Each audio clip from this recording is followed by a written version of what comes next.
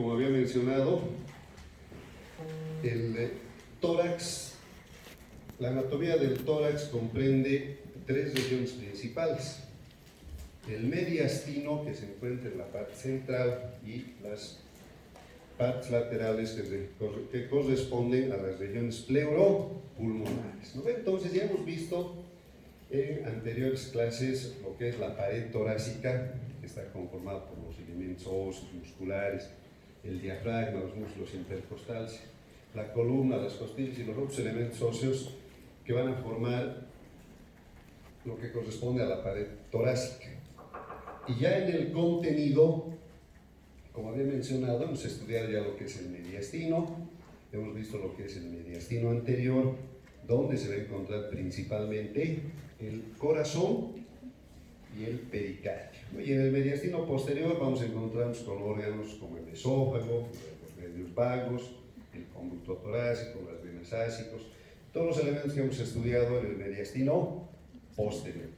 Además de ello, en este mediastino posterior hemos visto lo que es la parte del sistema linfático, tanto los vasos como los nódulos, ¿no? Entonces, ya viendo lo que faltaría en esta región del tórax, es decir, las regiones pleuropulmonares, nos estamos adentrando en lo que es el aparato respiratorio. Y es así que podemos señalar que el aparato respiratorio va a iniciar, ¿no?, en lo que habíamos visto en cabeza y cuello, con lo que era la nariz y las fosas nasales.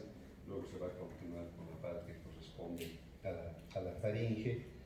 Luego va a estar la laringe, y luego de la laringe nos vamos a encontrar con la tráquea, que es el elemento que tenemos que estudiar ahora. Y es así que la tráquea va a ser un conducto que va a estar formado por una serie de cartílagos, como podemos apreciar en la imagen. Unos cartílagos que son incompletos, tienen forma de U, están abiertos hacia atrás. Esta tráquea se va a originar a nivel de la parte cervical, ¿sí? Se va a originar a nivel de lo que es la parte cervical, por debajo de la laringe, como podemos apreciar a este nivel. Se va a encontrar hacia arriba lo que es el cartílago cricoides, que va a estar unido por la membrana cricotraqueal, que ya ha sido estudiada con la laringe.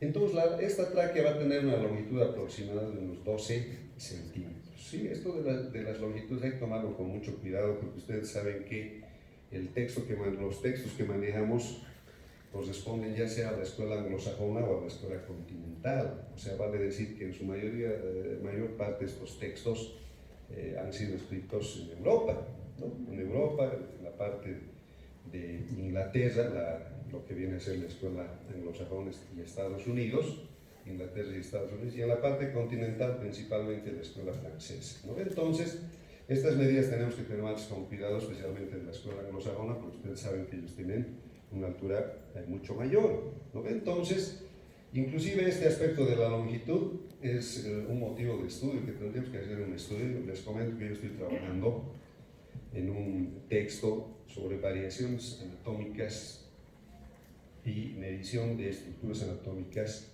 en nuestro medio, ¿no? Porque, como les digo, si bien todos estos elementos ya se han estudiado, ¿no?, hace muchos años, desde la época de Da Vinci y de otros investigadores como Besario y otros autores que son bien conocidos y que se les ha dado en la parte de generalidades, en la parte de la historia de la anatomía, hay algunos aspectos que tenemos que aclarar, y entre ellos está la longitud, ¿no? Entonces, tenemos que tomar en cuenta estos aspectos relacionados con lo que es la longitud, especialmente en nuestro medio, ¿no?, las variaciones anatómicas que se presentan.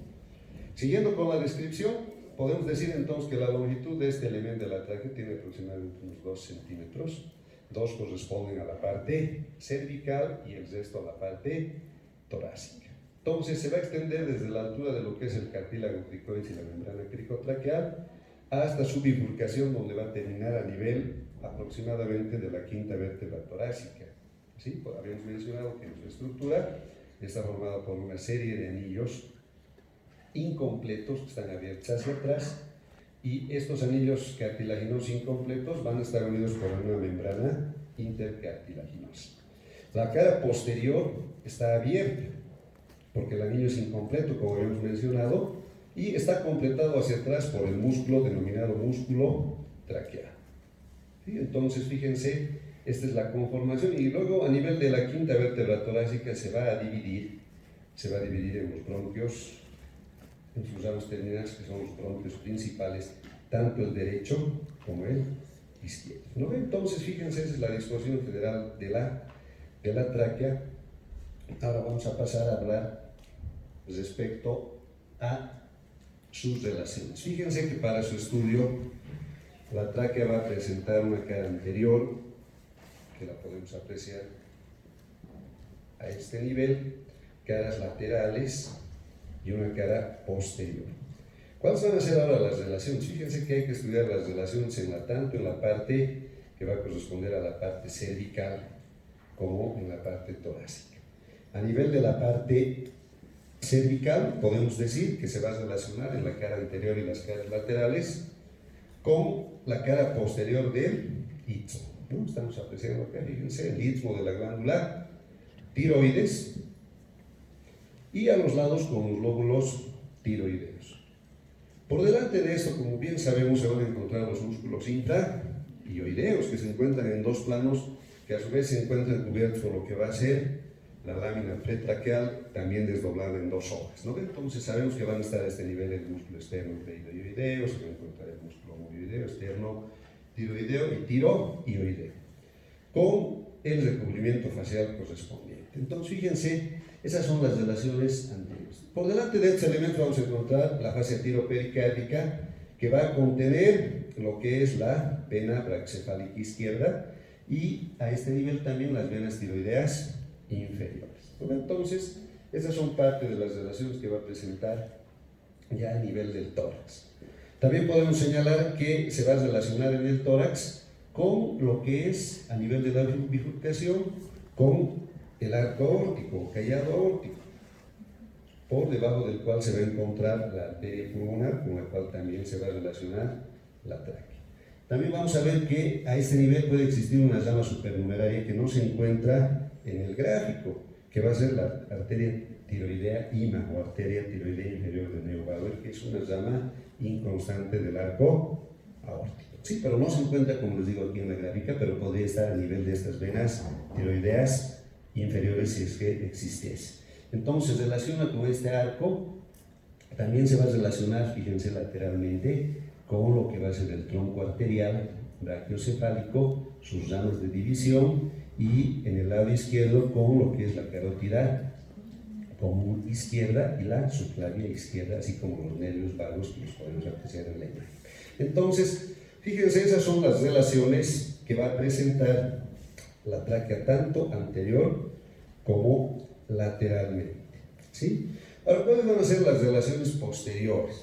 Cuando hablamos de las relaciones posteriores, nos tenemos que referir a que va a estar en contacto con el elemento que corresponde al aparato digestivo. Se va a encontrar por detrás del esófago. ¿Sí? Se encuentra el esófago, que corresponde a un segmento de la vía digestiva, al cual va a estar unido por unos tractos de músculo liso que se denominan músculo tráqueo-esofágico. ¿Sí? Entonces, esa es la disposición de la tráquea, la longitud, las relaciones que va a presentar en el adulto. ¿Sí? Son las relaciones principales que presenta. ¿Qué podemos decir con relación a lo que corresponde a la anatomía funcional? Con relación a la anatomía funcional podemos decir que la tráquea durante la inspiración va a descender a la altura de una vértebra, ¿no? Es así que si mencionábamos que la altura de su bifurcación estaba a nivel de la quinta vértebra torácica, con la inspiración se va a producir el descenso de aproximadamente una vértebra, es decir, hasta la sexta torácica, ¿sí? A nivel costal se va a descender desde la altura del segundo espacio hasta el cuarto, tomando en cuenta la oblicuidad de las costillas. ¿Sí? Entonces, esa es la anatomía funcional. Y finalmente de señalar que el músculo traqueal tiene también, al igual que como vamos a ver luego el músculo bronquial, la capacidad de contraerse y producir, en el caso de los bronquios, puede ser una bronquiodilatación, una broncoconstricción. Entonces, esa es la conformación en cuanto corresponde a la parte de la tráquea. Fíjense que luego tenemos los bronquios principales. Tenemos un bronquio principal derecho y un bronquio principal izquierdo. El bronquio derecho va a tener una longitud menor, mide unos 2 centímetros y es más vertical a diferencia del izquierdo que es más oblicuo, mide unos 5 centímetros. Además de ello, el bronquio derecho tiene un mayor diámetro frente a este izquierdo que tiene un diámetro menor.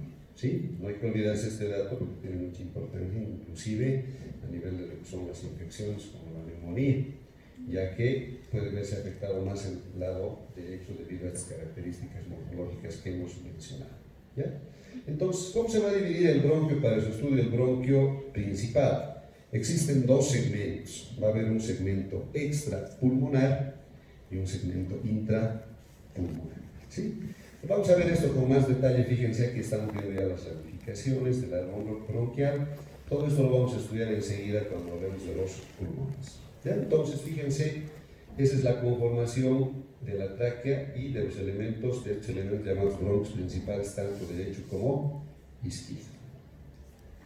Sigamos entonces con la explicación. Bueno, aquí aprovechando esta diapositiva vamos a mencionar, ¿no?, que una vez que el árbol bronquial se ha ido ramificando, como estamos viendo, se va a ir ramificando mucho más y va a terminar a nivel de lo que son dos áreas, ¿no? Un área del tronco que estamos viendo hacia arriba, que es la parte principal con sus ramificaciones, y luego vamos a ver más abajo esta área de ramificación, donde podemos ver los bronquiolos terminales y finalmente el conducto alveolar, donde se van a encontrar los alveolos. Existen alrededor de 300 millones de alveolos que van a existir a nivel de los pulmones. ¿Sí? Ahora sí, entonces, vayamos a ver lo que es la parte de los pulmones. Cuando hablamos de los pulmones, un aspecto importante que tenemos que ver es la parte referida a la funcionalidad.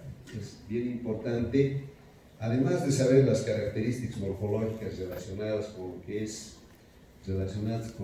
es la forma, lo que es el peso, lo que es la consistencia, la elasticidad de los pulmones, tenemos que referirnos a lo que es el volumen pulmonar y la capacidad pulmonar. ¿No? Empecemos entonces con la forma. Clásicamente se dice que los pulmones tienen la forma de un segmento de cono, ¿no? Por tanto van a tener un vértice, una base y una circunferencia. Con relación al color, antes del nacimiento tiene un color rojo oscuro, luego del nacimiento, pues, si los pulmones han respirado, va a tener una coloración rosada, que con el transcurso del tiempo va a ir volviéndose hacia un tono gris rosado o inclusive un tono azulado. Con relación a la consistencia, se puede decir que tiene una consistencia y una bastante elasticidad en estos pulmones. Y hay dos aspectos importantes que hay que mencionarlos, que tienen que ver con el peso. El peso aproximado es de 1.300 gramos. El pulmón derecho va a tener un mayor peso, unos 700 gramos frente al izquierdo, unos 600 gramos. Esto se debe a la presencia del corazón. Y los aspectos importantes también que tenemos que señalar y que se van a ver en la parte de anatomía funcional y lo que tiene que ver con la fisiología pulmonar, tienen que ver con lo que son los volúmenes pulmonares y las capacidades pulmonares. Cuando hablamos de volumen, el volumen pulmonar es bastante variable y va a depender por un lado de la capacidad y por otro lado del estado de inspiración y de expiración. ¿Qué es el volumen? El volumen pulmonar. Cuando hablamos de volumen pulmonar y en volumen en lo que son términos de física, nos estamos refiriendo al espacio que ocupa un cuerpo. Mientras que la capacidad va a ser lo que cabe en ese espacio, ¿no? Y es así que podemos señalar que dentro de lo que son los volúmenes pulmonares, además hay que señalar que los volúmenes pulmonares se van a expresar en metros cúbicos o en centímetros cúbicos, mientras que la capacidad se expresa en litros o en mililitros. ¿Sí? Es así que podemos señalar, como podemos ver en esta imagen, fíjense que dentro de lo que son los volúmenes pulmonares nos vamos a encontrar con el volumen corriente, ¿sí?, que corresponde a la cantidad de aire que normalmente se mantiene dentro de lo que es el proceso de la respiración y que corresponde a unos 500 centímetros cúbicos. Cuando realizamos una inspiración forzada, podemos notar, como dice la imagen, este nivel, fíjense, esta parte corresponde al volumen de reserva inspiratoria. Y esto corresponde a 3.000 centímetros cúbicos. Luego tenemos el volumen de reserva expiratoria, que corresponde a una expiración forzada que corresponde a unos 1000 centímetros cúbicos. Y finalmente tenemos a este nivel lo que viene a ser el volumen residual. ¿Sí? El volumen residual, que es la cantidad de aire que va a quedar siempre en los pulmones. Cuando unimos lo que es el volumen de reserva inspiratoria, el volumen corriente y el volumen de reserva expiratoria, nos encontramos con la capacidad vital. ¿Sí? Si sumamos 3.000 más 1.000 más 500, nos da una capacidad vital de unos 4.500 centímetros cúbicos, ¿no? Entonces, fíjense, estos son elementos importantes que no tenemos que olvidar, y estos parámetros, tanto lo que corresponde a las capacidades como lo que vienen a ser los volúmenes, nos van a llevar con más detalle en lo que corresponde a la fisiología pulmonar. Finalmente, señalar que existe un índice muy importante que tiene que ver con la funcionalidad, además de estos parámetros que hemos mencionado, que es el volumen expiratorio forzado en un segundo, que recibe también el nombre de índice de Tífeno y que corresponde al 75% del valor que hemos mencionado, ¿no? Entonces, no olviden estos elementos que tienen que ver con la funcionalidad y que se van a desarrollar con más detalle cuando vean la parte de la espirometría en la fisiología pulmonar. ¿Sí? Entonces, luego de haber mencionado estos aspectos generales relacionados con lo que es la capacidad, los volúmenes, el peso, el color, que son las características básicas de lo que es el pulmón, vayamos a ver las características morfológicas.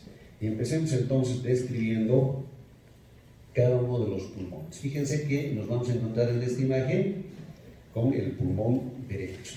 ¿Sí? Los pulmones van a tener, para su estudio, una cara que va a ser costal, que la estamos viendo en la imagen, una cara mediastínica, una cara diafragmática que se encuentra en la parte inferior, van a presentar un vértice y una base, como mencionaba. Empecemos hablando entonces de la cara costal. Podemos apreciar en esta cara costal del pulmón derecho, podemos apreciar que esta cara va a ser convexa y va a presentar dos cisuras. Fíjense, podemos apreciar la cisura horizontal y la cisura oblicua. En su superficie, fíjense, podemos apreciar una serie de manchas que corresponden a cúmulos pigmentarios que estamos viendo acá en la imagen y que van a ser más notorios con el transcurso de la edad. ¿Bien? Entonces podemos apreciar dos cisuras, una horizontal y una oblicua. Vamos a encontrar, fíjense, la impresión de las costillas. Va a ser más evidente y notoria la impresión de la primera costilla, que nos va a separar la parte del vértice del resto del pulmón, y hacia arriba también podemos encontrar la impresión de la arteria subclaviana. Entonces, esta es la disposición de los elementos a nivel de la cara lateral del pulmón derecho. Fíjense que la cisura, esta cisura horizontal, se va a originar hacia atrás en la parte posterior, a nivel del cuarto espacio, del cuarto arco costal, se va a dirigir hacia adelante y va a terminar también más o menos a nivel del cuarto espacio intercostal. ¿Qué sucede con la cisura oblicua? Esta cisura también se va a originar a nivel del cuarto arco costal en la parte posterior, se va a dirigir hacia adelante y hacia abajo y va a terminar más o menos a nivel de lo que corresponde al sexto arco costal. Luego vamos a encontrar en esta imagen, fíjense, tenemos el borde anterior y el borde posterior. Con relación al borde anterior podemos decir que es convexo hacia la línea media, a diferencia del borde anterior del pulmón izquierdo, que como vamos a ver enseguida presenta una cisura que es la cisura cardíaca. ¿Ya? Entonces, fíjense, son las características de la cara lateral del pulmón derecho. Vamos a ver ahora la cara mediastínica de este mismo pulmón. Y es así que en la cara mediastínica nos encontramos en la parte media, cerca de lo que es el borde posterior, con la presencia del ilio. ¿Sí? Por generalidad ya sabemos que el ilio corresponde al sitio de entrada y salida de los vasos de una víscera, ¿no? Es así entonces que nos vamos a encontrar con el ilio, que tiene una disposición diferente en lo que es el ilio del pulmón izquierdo, ¿sí? En este caso, fíjense que la forma de este va a ser ovalada. Vamos a encontrar como elemento principal a este nivel el bronquio, ¿sí? El bronquio principal, y por delante de este se va a encontrar la arteria pulmonar y su ramificación, y en la parte inferior nos vamos a encontrar como los elementos que corresponden a las venas pulmonares derecha superior e inferior. Con relación a los nervios, tenemos que decir que la inervación, los nervios se van a encontrar tanto por delante como por detrás del bronquio principal, pero principalmente se van a encontrar por detrás. También vamos a encontrar por delante y por detrás de este bronquio principal las ramificaciones de la arteria bronquial. Fíjense que el ilio a este nivel se va a continuar hacia abajo con una prolongación que va a estar limitada por la línea de reflexión de la pleura visceral sobre la pleura parietal, que va a constituir lo que se denomina ligamento pulmonar, que lo vamos a estudiar con más detalle cuando veamos la parte correspondiente a la pleura. ¿Qué sucede por delante, por encima y por detrás de lo que es el ilio en esta cara mediastínica? Vamos a encontrar una depresión, fíjense, a este nivel que corresponde a la impresión cardíaca. Va a ser menos marcada que en el lado izquierdo, porque como sabemos la orientación del vértice del corazón está orientado hacia el lado izquierdo, como vamos a ver enseguida. También nos vamos a encontrar con la impresión de la vena cava superior, aquí las impresiones arteriales, de lo que viene a ser el tronco arterial principalmente, nos vamos a encontrar con la impresión de lo que es el arco y lo que es la impresión de la vena ácigos, y hacia abajo la impresión de la vena cava inferior. Entonces, fíjense, son los elementos que podemos encontrar en la descripción de esta cara mediastínica. Finalmente, la cara inferior de este pulmón derecho va a ser cóncava y se va a corresponder con el diafragma. Vamos con el pulmón izquierdo. Fíjense que en el pulmón izquierdo nos vamos a encontrar en esta cara lateral, mejor dicho, costal del pulmón izquierdo, nos vamos a encontrar con esta fisura. ¿Sí? Con esta fisura, solamente presenta una fisura, como habíamos dicho, el tamaño es un poco menor, pues, y el peso también. Esta fisura que va a ser la fisura oblicua, la fisura del pulmón izquierdo. Esta fisura se va a encontrar un poco más arriba que en su origen, en la parte posterior, un poco más arriba que en el pulmón derecho. Se va a encontrar a nivel de lo que es el tercer arco costal, o a nivel del tercer espacio costal. Se va a dirigir adelante y hacia afuera y va a terminar más o menos a nivel de lo que es el sexto arco costal.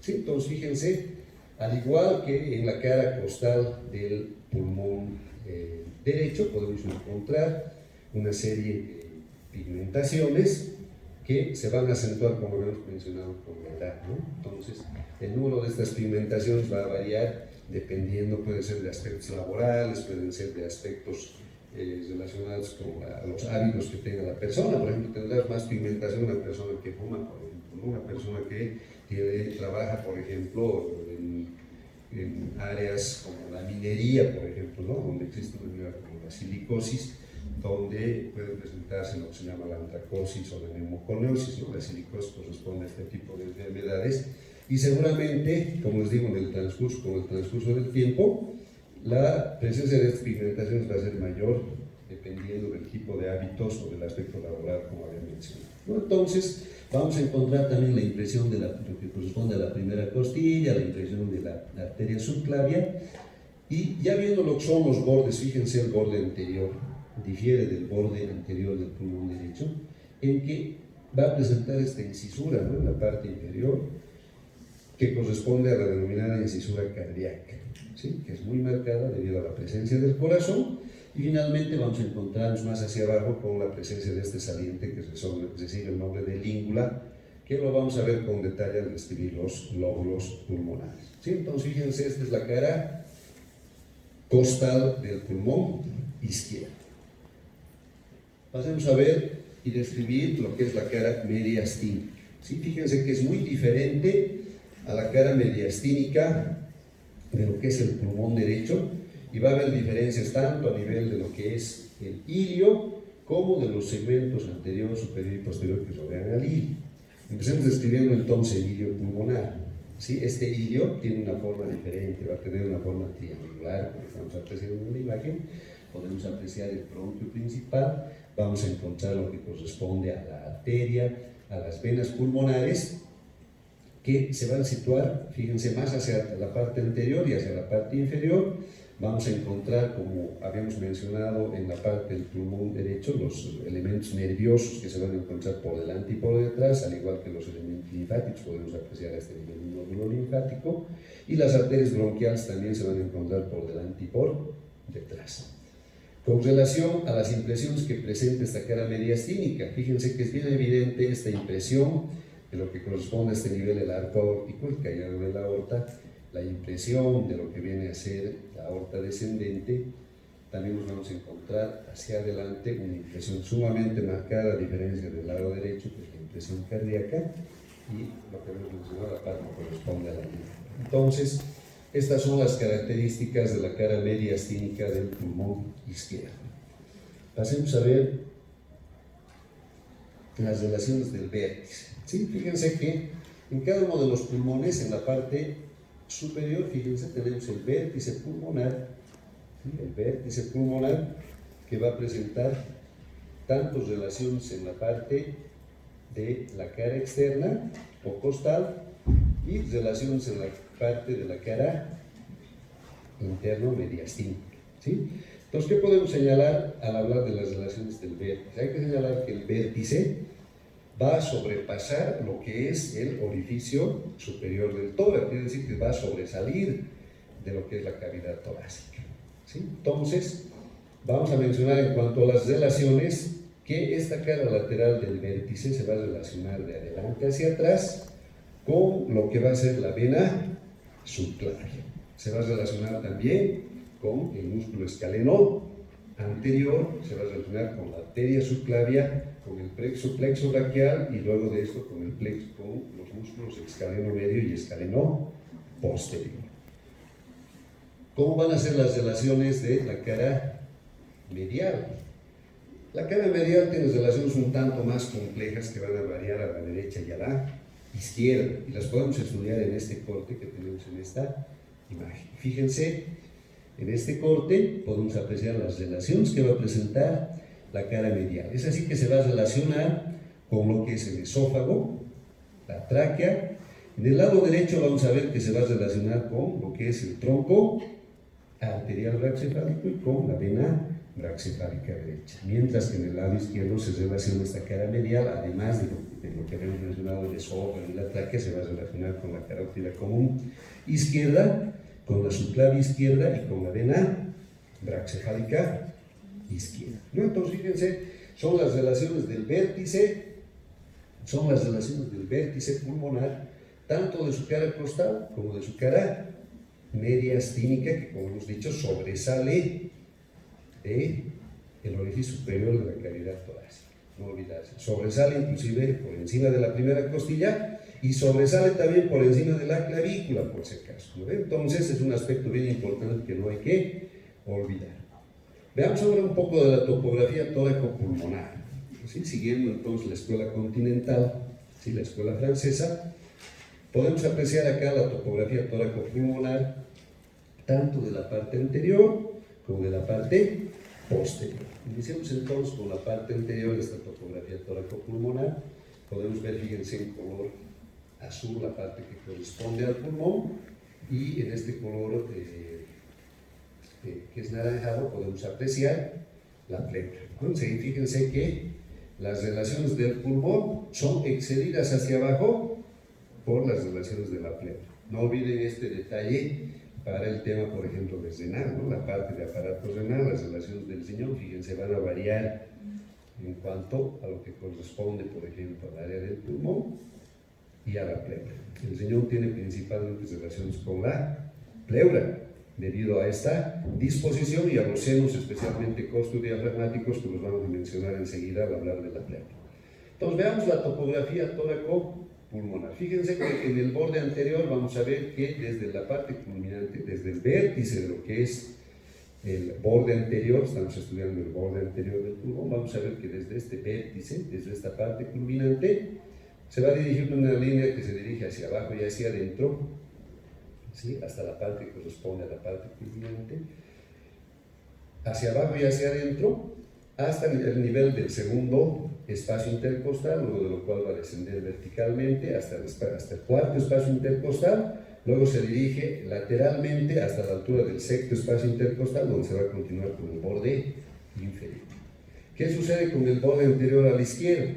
Desde el vértice o punto culminante se dirige hacia abajo y hacia adentro, al igual que en el lado derecho, hasta la altura del segundo espacio intercostal, desciende verticalmente hasta la altura del cuarto, y aquí se va a abrir bruscamente desde el cuarto hasta el sexto espacio intercostal para continuarse con el borde inferior, ¿no? Entonces fíjense, y aquí se ha sobrepuesto en esta imagen el área cardíaca para que podamos ver, ¿no?, las relaciones y la importancia que presenta esto.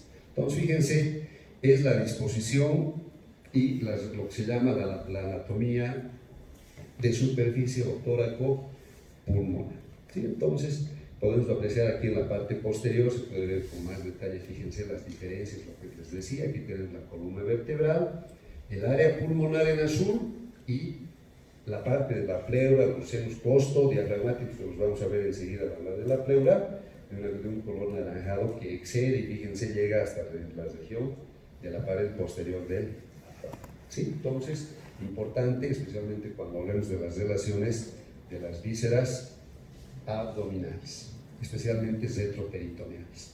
Pasemos entonces con la siguiente imagen y ya nos adentramos en lo que viene a ser el árbol bronquial. Fíjense que existe como habíamos mencionado, un bronquio principal derecho y un bronquio principal izquierdo, ¿sí? Entonces, podemos apreciar que va a haber una serie de bifurcaciones en el árbol bronquial. Vamos a encontrar en el lado derecho lo que viene a ser el bronquio lobar superior, el bronquio lobar medio, el bronquio lobar inferior, con sus ramificaciones. Vamos a ver acá el bronquio apical, ventral y dorsal, acá lateral y medial, y en la parte de lo que se denomina pirámide basal vamos a encontrar el medio basal, anterobasal, laterobasal y terminobasal. En el lado izquierdo existen algunas variaciones, habíamos indicado recordando lo que habíamos mencionado con relación al bronquio principal, que este es más oblicuo, tiene una mayor longitud, y vamos a ver que presenta este nivel el bronquio lobar superior izquierdo y el bronquio lobar inferior. En el bronquio lobar superior nos vamos a encontrar con el tronco culminal y el tronco lingular.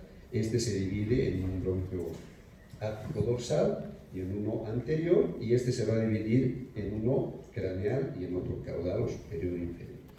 Con relación a lo que viene a ser la pirámide basal, que va a continuar lo que es el bronquio lobar inferior, podemos señalar que tiene una disposición similar a lo que es el lado derecho. La diferencia principal se va a dar a este nivel por la existencia, aquí eran separados, aquí vamos a ver que existe un bronquio anteromedial, ¿sí? Entonces, esa es la principal diferencia que existe en el bronquio lobar inferior y el árbol bronquial que corresponde a la pirámide basal. Entonces, sigamos avanzando. Fíjense que existe una clasificación de Jackson-Huber. Esta clasificación de Jackson-Huber nos va a dar una numeración a los diferentes segmentos que hemos mencionado, empezando por lo que es el apical, el dorsal, el ventral o anterior en el lóbulo superior, hasta terminar en el término basal. Los va a numerar del 1 al 10, ¿sí? Va a tener una numeración. Va a ser entonces el número 1, el segmento 1 corresponde al lóbulo, al segmento apical, y el segmento 10, por ejemplo, va a corresponder a lo que es el término basal. El 4 difiere, en el lado derecho va a corresponder al lateral, en el izquierdo corresponde al lado craneal. Entonces, fíjense, esta es la clasificación, la famosa clasificación de Jackson-Huber, que tiene importancia en lo que es la radiología, ¿no? Entonces, esa es la distribución de los diferentes segmentos que va a presentar el pulmón, los diferentes segmentos, y la numeración que corresponde con cada una de las divisiones bronquiales. Pasemos a ver ahora los vasos. Fíjense que cuando hablamos de los vasos, tenemos que hablar de la arteria pulmonar. La arteria pulmonar. La arteria pulmonar con sus ramas, vamos a ver la rama derecha que va a encontrarse por debajo de lo que es el bronquio lobar superior, a diferencia, fíjense, del lado izquierdo, donde se encuentra por encima. ¿Sí? Va a presentar una serie de ramificaciones, va a seguir el árbol bronquial hasta su terminación. Lo mismo en el lado izquierdo, vamos a ver a este lado, por ejemplo, las ramas mediastínicas, vamos a encontrar las ramas cisurales. Vamos a ver, las otras ramas a este nivel van a seguir el árbol bronquial, quiere decir que va a haber una arteria que va a corresponderse con el bronquio, el bronquio lobar superior del lóbulo inferior, también llamado bronquio de Nelson. La arteria, por tanto, también se va a llamar arteria de Nelson. Y las otras ramificaciones van a seguir el árbol bronquial. Quiere decir que va a haber una arteria, como hay un bronquio enteromedial, va a haber entonces una arteria enteromedial, va a haber una arteria que se va a llamar el medio basal, el látero basal y término basal. Va a seguir la disposición. Lo mismo a este lado, fíjense que existe una arteria mediastínica anterior-posterior. Vamos a ver a este nivel una ramificación que se dirige hacia la língula, que va a ser la arteria lingular, y las otras ramas van a seguir la disposición de los bronquios de la pirámide basal, al igual que en el lado derecho. Podemos ver una vista lateral, fíjense que es una vista lateral, la arteria se va a encontrar más profundamente situada. Cuando vemos el reconocimiento, tenemos que tomar en cuenta este detalle. Veamos ahora la disposición de las venas. Fíjense que las venas, y podemos ver estos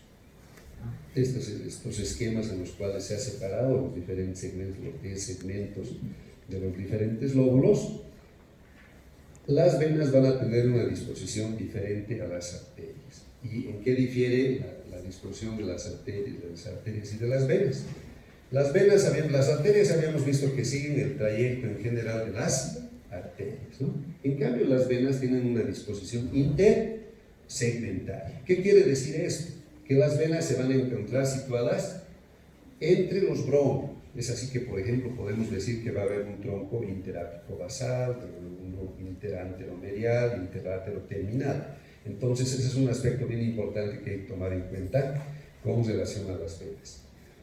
Las venas pulmonares, nosotros sabemos que son 4 venas pulmonares, 2 a la derecha y 2 a la izquierda. Existen diferentes clasificaciones con relación a las venas, pero podemos decir que tanto la vena pulmonar superior como la inferior a la derecha y a la izquierda van a presentar 2 raíces, ¿sí? Una raíz superior y una raíz inferior. En la raíz superior, en el caso de las venas pulmonares superiores, tanto derecha como izquierda, nos vamos a encontrar con un tronco mediastínico que va a ir hacia la cara mediastínica, un tronco central y un tronco cisural, ¿sí? En el caso de la raíz inferior, vamos a ver que se encuentra un tronco que va a ser látero basal en el caso del lóbulo medio, y en el caso de lo que es la vena pulmonar inferior, vamos a ver también que presenta 2 raíces, una raíz superior y una raíz inferior. La raíz superior va a recibir el nombre de tronco interápico basal, que se va a encontrar entre el bronquio de Nelson y la pirámide basal.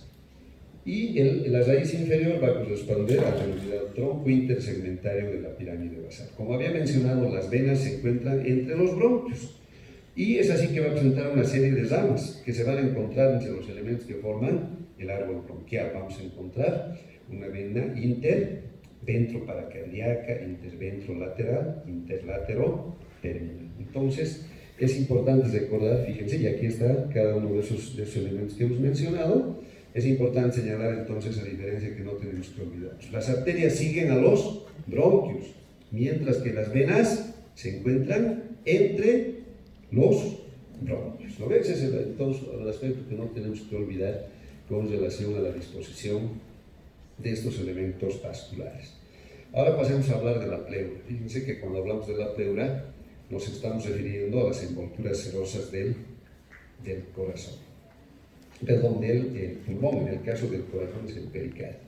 Nos estamos refiriendo a las envolturas serosas. Entonces, la pleura es una serosa que va a envolver al pulmón y va a presentar 2 segmentos principales. Vamos a encontrar una parte que corresponde a la denominada pleura visceral y otra que corresponde a la denominada pleura parietal, ¿sí?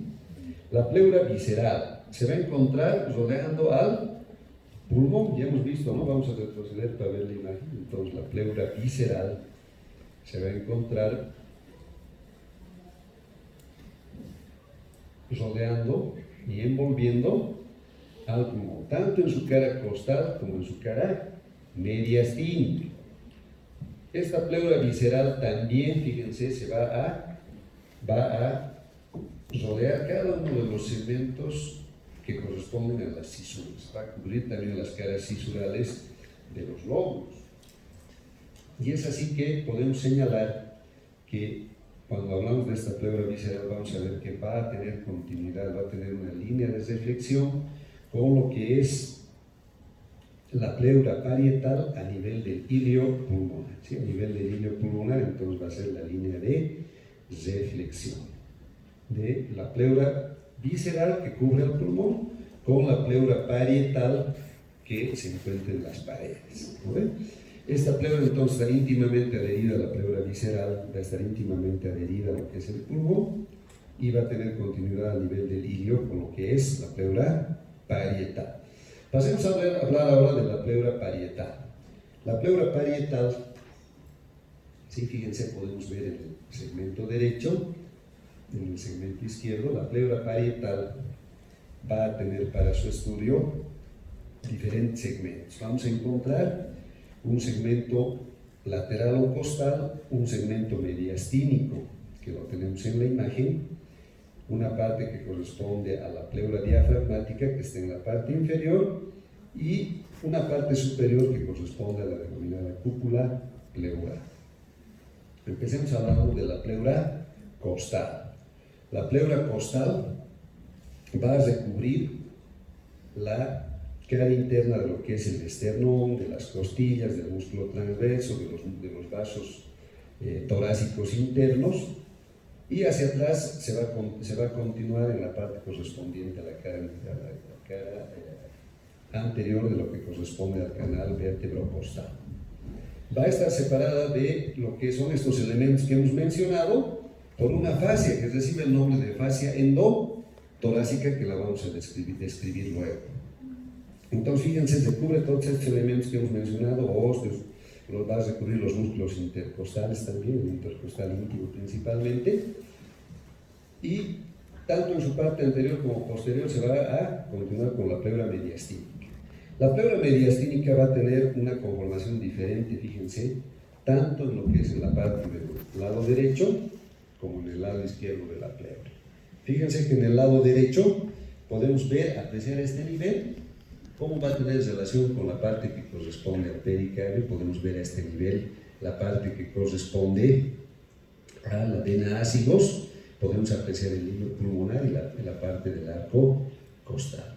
Entonces, a este nivel, en la parte posterior especialmente, van a existir los denominados decesos vértebro-mediastínicos, tanto en el lado derecho como en el lado izquierdo, ¿no? Podemos apreciar, fíjense, en el lado izquierdo, aquí podemos apreciar lo que es el hilo pulmonar, y aquí podemos ver el relieve de lo que es el arco aórtico y lo que es la aorta descendente, ¿no? Entonces, va a recubrir toda esta superficie, a diferencia de lo que es la pleura costal, que es delgada y está adherida a lo que es la fascia endotorácica y la pared costal. Aquí va a ser un tanto más gruesa y va a ser más separable, a diferencia de lo que es la pleura costal.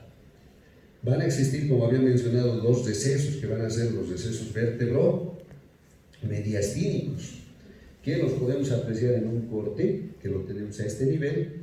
Fíjense, es un corte transversal de lo que es la parte del tórax, y es así que podemos apreciar estos recesos vértebro-mediastínicos.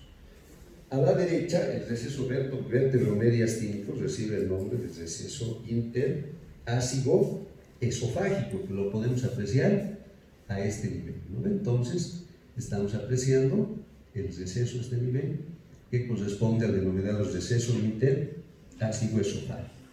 Por otro lado, podemos apreciar a este nivel, aquí tenemos la aorta y el esófago, en el lado izquierdo podemos apreciar el receso interaórtico esofágico.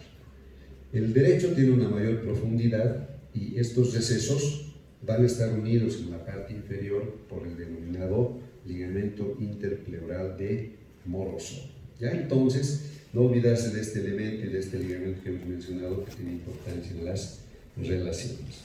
Entonces, pasemos a ver ahora la parte correspondiente a lo que es la parte superior de la pleura, la denominada cúpula pleural.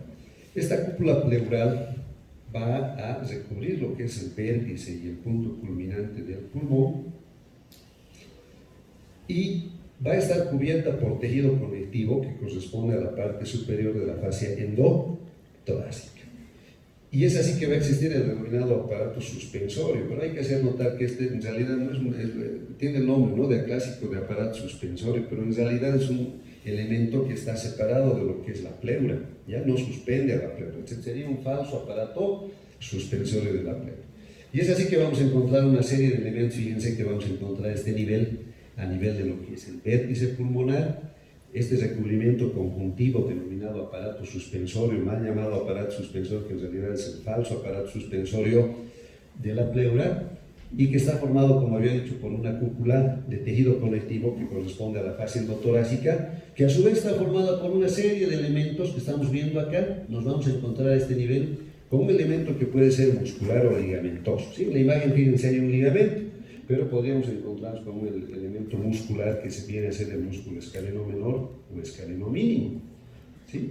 Por otro lado, nos vamos a encontrar, si es que no existe este ligamento, si no existiese este músculo, nos vamos a encontrar con un ligamento que va a ser el ligamento vértebro-costo-pleural. Por otro lado, nos encontramos con un ligamento que es el ligamento vértebro-pleural, también llamado pleuromembranoso. Nos encontramos a este nivel con el ligamento costo-pleural, que van a constituir este aparato suspensorio. Empecemos hablando de este elemento que viene a ser, si fuera muscular, le daríamos el nombre de músculo escaleno mínimo o escaleno menor. Este va a tener su origen a nivel de la pons transversa de la séptima vértebra cervical, y va a terminar insertándose en el borde medial de la primera costilla. El ligamento vértebro-pleural o pleuromembranoso tiene su origen, fíjense, como podemos ver a este nivel, en los elementos musculares que van a estar recubiertos por la fascia prevertebral y por la fascia pretraqueal, que corresponden a la fascia cervical, ¿no? Si hacemos un recuerdo de la fascia cervical, ustedes saben que tiene 3 hojas: la hoja superficial, la hoja media, que corresponde a la lámina pretraqueal, y la hoja profunda, que corresponde a la lámina o fascia prevertebral. De estas dos últimas es que se origina el ligamento vértebro-pleural o pleuromembranoso, que va a terminar a nivel de esta túnica de tejido conectivo que está formada por la fascia endotorácica. Finalmente podemos señalar a este elemento que es el ligamento costo-pleural. Este ligamento costo-pleural se va a originar del cuello de la primera costilla. Se origina del cuello de la primera costilla, fíjense, las relaciones que presenta entre el octavo nervio cervical y el primero torácico. Si recordamos, a este nivel puede haber un arco, ¿no? Existe generalmente un arco, una comunicación, la anastomosis o comunicación entre el octavo nervio cervical y el primero torácico. Entonces, estos elementos constituyen este aparato suspensorio de la pleura, que, como habíamos dicho, en realidad solamente está adosada, ¿no? Porque no está unido a lo que viene a ser la pleura, solamente está adosado, y van a limitar, fíjense, un espacio que ya lo hemos visto en la parte de cabeza y cuello. Este espacio que está limitado por estos ligamentos, tanto como por el músculo o el ligamento, el escaleno mínimo o escaleno menor, o el ligamento vértebro-costo-pleural, por un lado, y por otro lado por el ligamento vértebro-pleural. Este espacio que recibe el nombre de fosa suprarretropleural, que contiene el ganglio cervical inferior o ganglio estrellado, ¿no? Entonces, es otro elemento importante que no hay que olvidar. Entonces, fíjense, esa es la disposición del aparato suspensorio a nivel de lo que es la parte que corresponde a la pleura. Fíjense entonces, esa es la disposición de los elementos que tenemos en la parte que corresponde a lo que es la tráquea y los pulmones. Hay que hacer, bueno, notar que fíjense que como hemos podido ver es un tema sumamente sencillo, ¿no? A diferencia de los temas que vienen, son mucho más complicados, ¿no? Es un tema relativamente fácil porque no tiene mayor complejidad. ¿Dónde está lo complejo de esto en síntesis? ¿Dónde va a estar lo complejo de la parte pulmonar? En la parte fisiológica, porque ahí tenemos que centrar nuestro conocimiento en la parte relacionada con los volúmenes y capacidades pulmonares, que hemos dado un pequeño vistazo al inicio de la parte pulmonar.